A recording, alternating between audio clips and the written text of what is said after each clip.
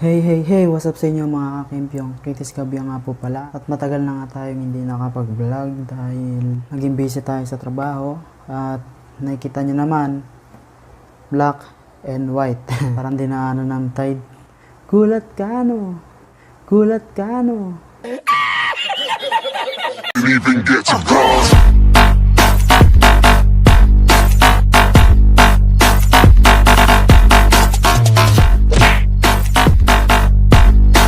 So yun guys, kung mapapansin ninyo merong Canon na bag dito ng isang DSLR dahil bumili tayo nung nakaraan ng second hand DSLR dahil gusto kong mag-practice videography at photography. Yan, gusto kong mag-practice. So ayun, naisipan ko bumili ng second hand and nabili ko siya ng murang-mura lang talaga guys. So pag-usapan na lang natin sa next video natin. So, pagpasensyaan nyo na rin kung medyo may yung boses ko ngayon kasi natutulog na si mama sa taas. Mapapagalitan tayo. So, ayun guys. Papakita ko sa inyo yung binili nating camera. So, ito siya guys. So, itong nabili nating camera, ang Canon 60D. So, by the way guys, nabili ko tong lente tsaka body, magkaiwalay silang dalawa. Kaya murang-mura lang itong dalawang to guys, promise. Next video malalaman nyo kung magkano siya. So ayun, testing ko na siya lahat-lahat. Na subukan ko na halos all goods lahat.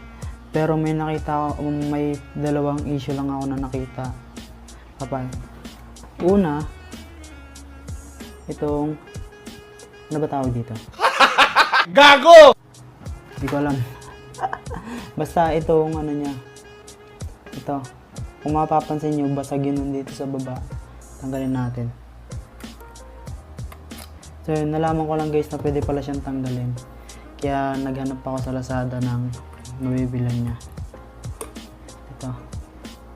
Kung mapapansin nyo, ito, basag na to. Ayan. Basag na siya guys. So, nung nalaman kong pwede naman pala siyang tanggalin, di naghanap ako ng parts na ito sa Lazada, sa Shopee, pero mas marami kasi sa Lazada yung mga trusted na ano. Sa Shopee kasi may mga nakikita rin ako kaso ang papangit ng review. So, hindi na ako bumili doon. Doon na lang ako sa Lazada. So, ang pangalawang issue naman na itong body ay ito. Makita nyo naman. Ayan. Maluwag na tong battery door niya. So isa rin to sa issue na pinaproblema ko kasi syempre pag nag-shoot ka, paano pag nilagay mo siya sa tripod, di ba? Tapos ito maluwag. Di mapuputol-putol yung video. So ang ginawa ko, nanood ako sa YouTube kung pwede ba siya mapalitan. So pwede naman. Tapos naghanap ako sa Lazada. Ang hirap pati sa Shopee, halos wala. Ito talaga ang pinakamahirap hanapin. Sabi rin sa mga nag-YouTube na professional na napanood ko. Kaya dapat daw iniingatan to. Pero nakabili na ako guys. Buti na lang may nakita akong isang store sa Lazada. Pero ano lang, isang review lang kasi. Yung review niya, 5 star pero isang review lang. Tapos ang scene nakalagay doon. Pit na pit naman daw sa 60D body na camera niya. So try ko na rin, di ba? Mura lang naman kasi nasa 130 lang siya. So, siya, tsaka may refund naman kung sakali. Kaya tinry ko na rin kasi malay mo, di ba? At least, papalitan natin siya. Ang pangatlo naman, dito naman sa lente, na bili ko rin siya ng hiwalay dito sa body.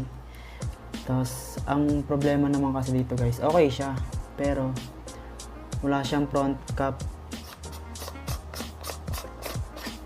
Wala siya dito. Yung takip. Kaya naghanap din ako kasi yun talaga madali lang naman natin.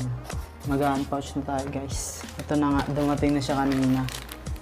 Itong papansin nyo, nasa ano na siya kasi maliliit lang naman yun eh. Buksan na natin.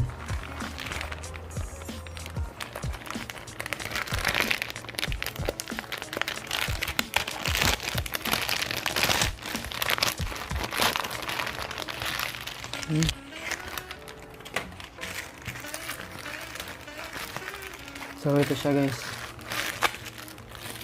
Yung tatlo. Ayan. Tatlo siya kasi tatlo yun ba.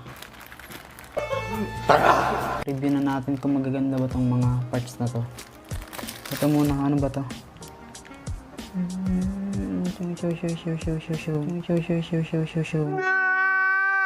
Hindi ko maintindihan guys. Kayo na lang umintindi. Kita ba? Kita ba?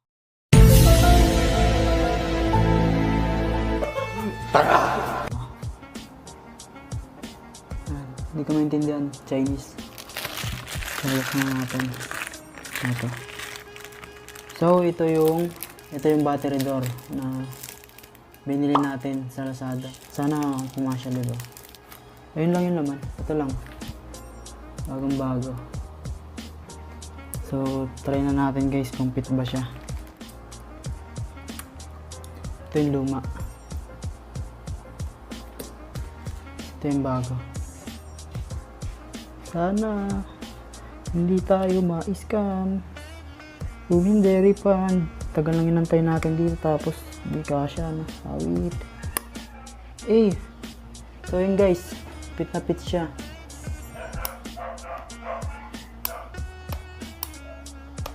Ayun, ang hirap niya natanggalin. Hindi na siya basta-basta nalalaglag. Oh. Hindi kagaya na ito. Ito, halatang-halata mong luma na siya. So, ayan. Ito. Paano siya buksan? Ayaw na mabuksan. Wait lang. May problema pa ako dito. Ayan. So, ayan o. Kung mapapansin nyo, hindi siya maluwag. Ayan o. Hindi siya maluwag. Sikip na masikip. Hindi kagaya na itong isa. Itong luma. Pag kinabit natin siya,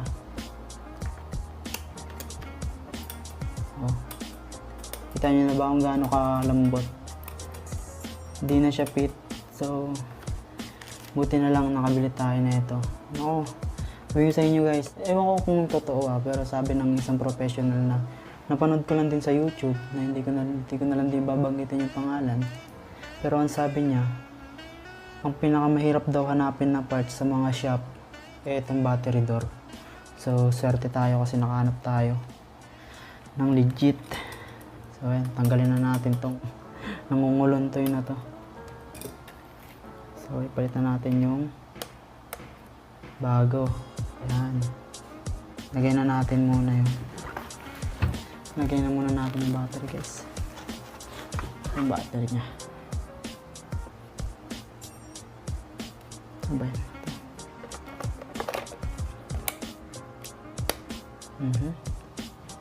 Diba? Hindi ka na mahihirapan guys pag binuksan mo siya. Ayun, di kasi nakakabit yung lente. So, patayin muna natin. So, ayun. Success tayo sa una natin nabili. Medyo all goods, all goods. Ito pangalawa naman. Ano siya? Rubber eye cap. So, ito na yung eye cap guys.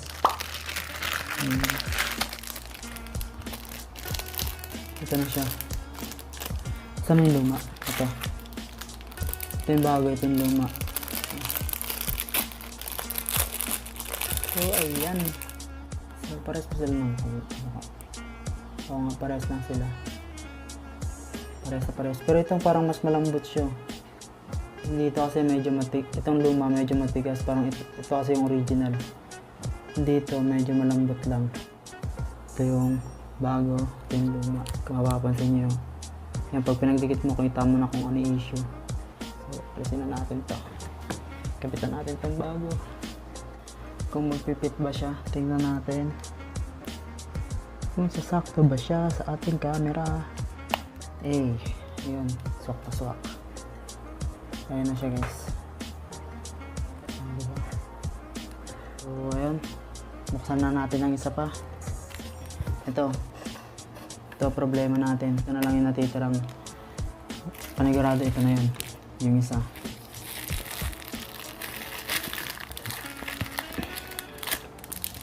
Ito na siya guys. Ito wala kasi siya eh. So, ang ginawa ko na lang sa kanya guys, okay lang sa akin na binili ko siya ng second hand nang wala siyang front lens cap. Kasi, mayroon siyang wide lens adapter. Wait a minute. Wide lens adapter. So, ang ano ko naman kasi nito, hindi ko naman kailangan tong wide lens adapter eh. Kasi, baka minsanan ko lang din to gamitin sa pagbablog tong camera na to. Kasi ang plano ko lang naman talaga dito is mag-practice mag-video. At photography. Nagamit yung DSLR ah. So, ayun. Hindi ko siya plano na pang-vlog. Tsaka ang bigat niya guys. So, ayun lang. Gusto ko lang talaga matutong mag-video gamit yung DSLR. Lira. Oh my God! Wow! Gusto ko lang matutong mag-video gamit yung DSLR. Gusto ko lang din matutong mag-picture gamit yung DSLR. So, videography tsaka photography. Yun talaga yung dahilan kung bakit bumili ako na itong DSLR na to. Diba? Tsaka second hand lang yung binili ko kasi pagpa-practicean ko lang siya.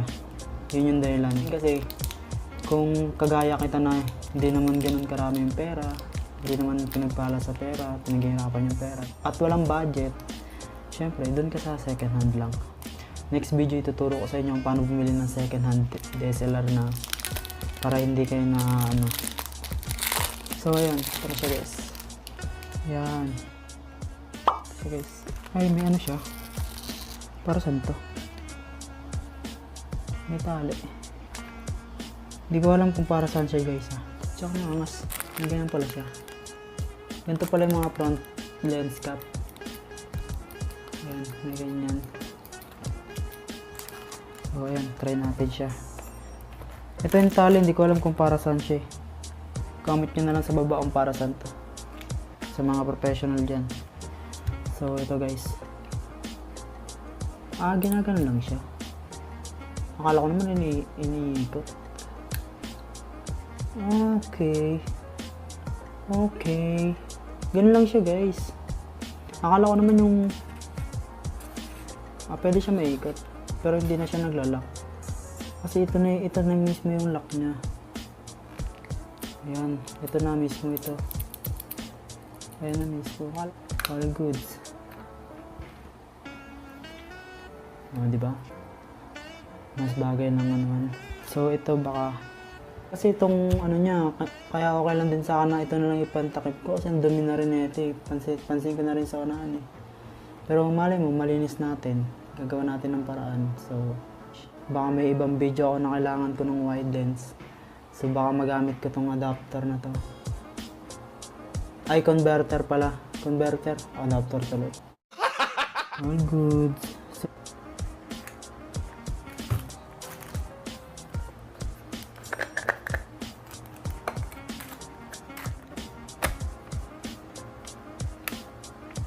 So, ayan. Nakabit na natin ang ating mahiwagang lente.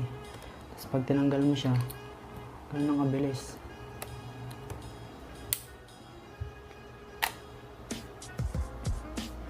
At ayun. All good na siya. So ayun guys, ito yung nabili na natin.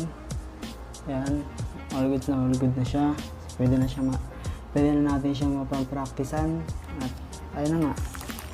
Kung patayin muna natin guys. Cleaning center na siya.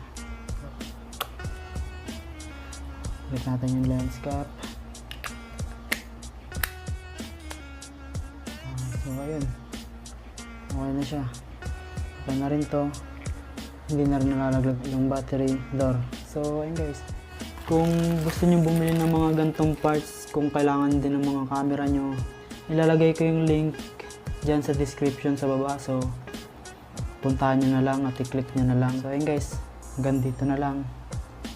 At bago matapos tong video na to, montage muna natin itong camera na to.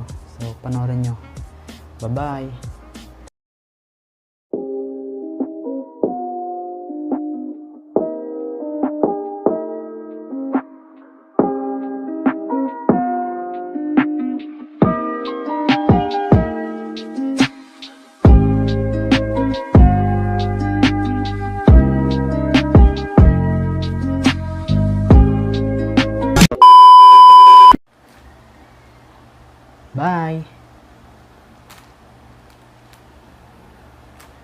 Bye-bye.